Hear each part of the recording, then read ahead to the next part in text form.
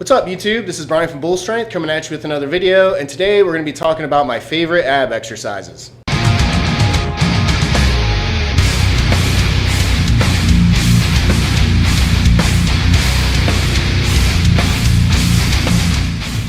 Alright, so we're going to start off the list with the reverse crunch, aka the leg raise. So the reverse crunch is one of my favorite ab isolation exercises to use, especially on deadlift days, only because the muscle recruitment used in the reverse crunch is basically the opposite of what you would do with a deadlift.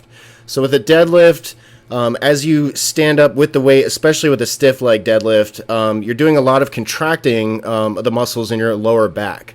What the reverse crunch does is it actually lengthens the lower back muscles as you contract your abs. So it's almost a sort of a way to get in a dynamic stretch on your lower back as well as isolating your abs. So if any of you are ever experiencing lower back pain after doing deadlifts, definitely try out doing some reverse crunches. They are fantastic for alleviating lower back pain. And the next ab isolation movement we have is the Flutter Kick. The Flutter Kick is very similar to a reverse crunch as far as muscle recruitment goes, except that you are also working your obliques as well as the rectus femoris muscle in your quadricep. And coming up next is the Scissor Kick. Scissor Kick, also similar to the reverse crunch and Flutter Kick, except with this one there's more emphasis on abduction and adduction. So it's working the gluteus medius muscle in your hip, which is responsible for abduction, and then works all of those adductor muscles on the inside of your legs. So if the reverse crunch, Flutter Kick, and Scissor Kick all feel pretty easy,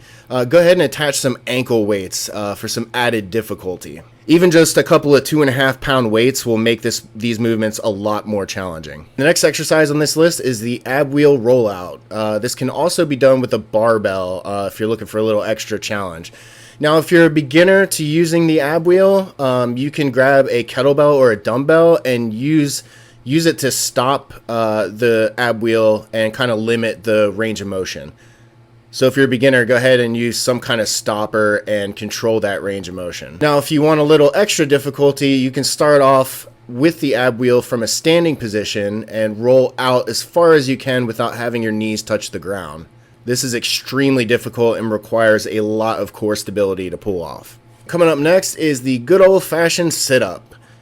So if you don't have a workout partner to hold your ankles down, you can use a couple of dumbbells as anchors.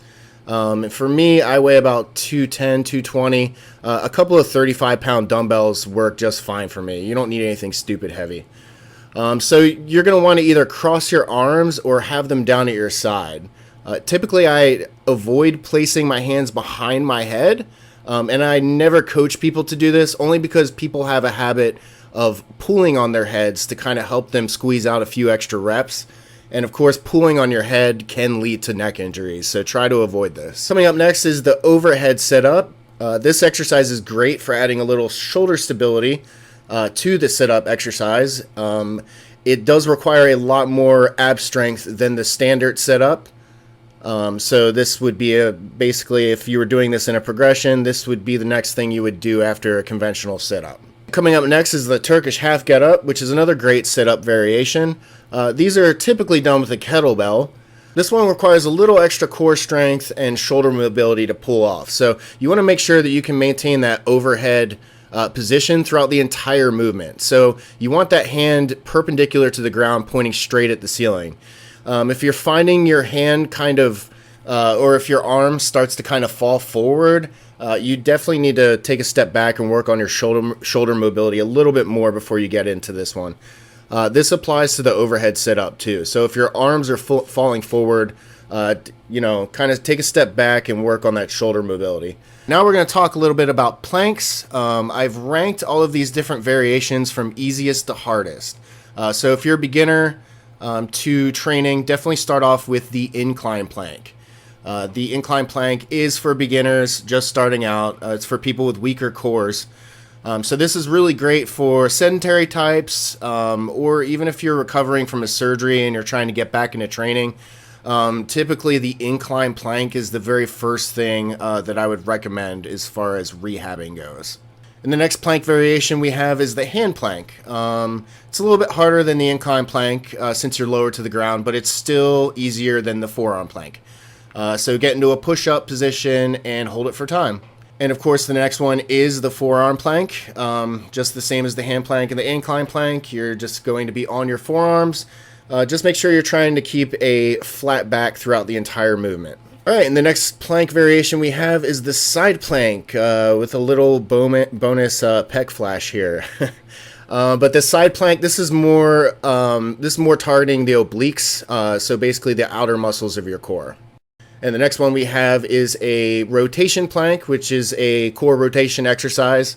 So in other words, with this one, instead of working your core over a sort of a hinge movement, it's more of a rotation movement. So in personal training, you would call this the transverse plane. So the muscles that kind of run east to west along your core are getting emphasized here. Not only with the rotation plank, but also with the plank with shoulder tap. But this is more of an anti-rotation exercise since you are using your core to resist rotating.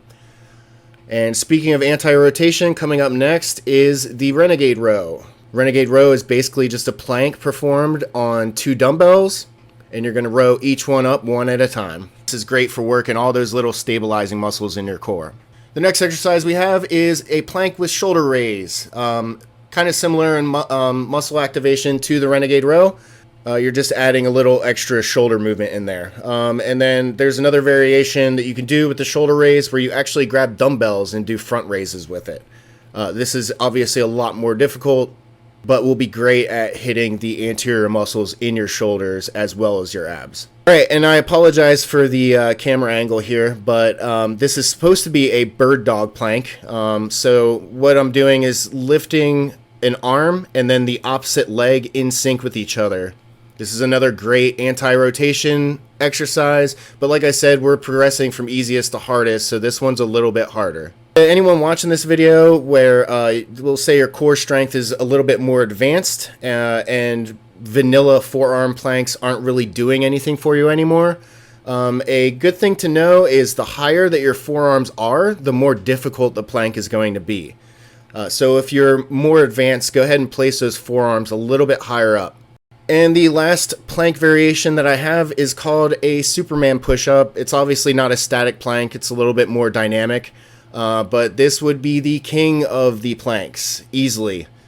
Superman push-up requires a tremendous amount of core strength in order to perform and should really only be attempted by more advanced trainees. Now we're going to be moving away from the planks a little bit. We're going to talk a little bit about knee raises. So a knee raise is similar to a reverse crunch. You're just pretty much hanging on a bar. So the muscle activation is going to be very similar to a reverse crunch.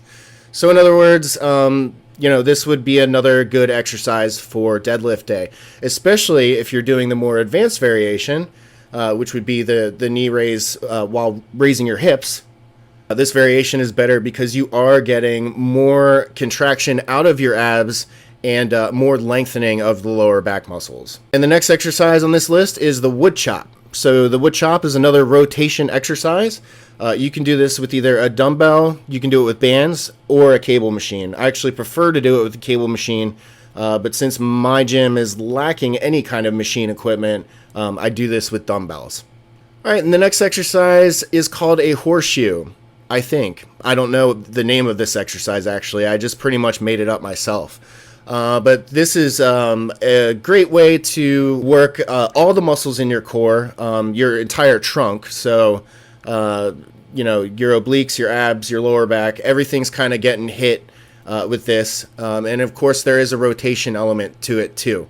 So it's almost like you're doing a medicine ball slam from side to side while bringing the medicine ball overhead in between. And the last exercise we have on this list is the banded crunch. So what you're going to do is attach the band to a pull-up bar, or you can perform this with a cable machine with the rope attachment. What you're going to do is just grab both sides, keep your back as flat as possible, and use those abs to bring the bands or the cable down. So that's pretty much it for the video. Hope you enjoyed the content. If you did, please leave a like and subscribe, and I'll see you in the next one. Peace out.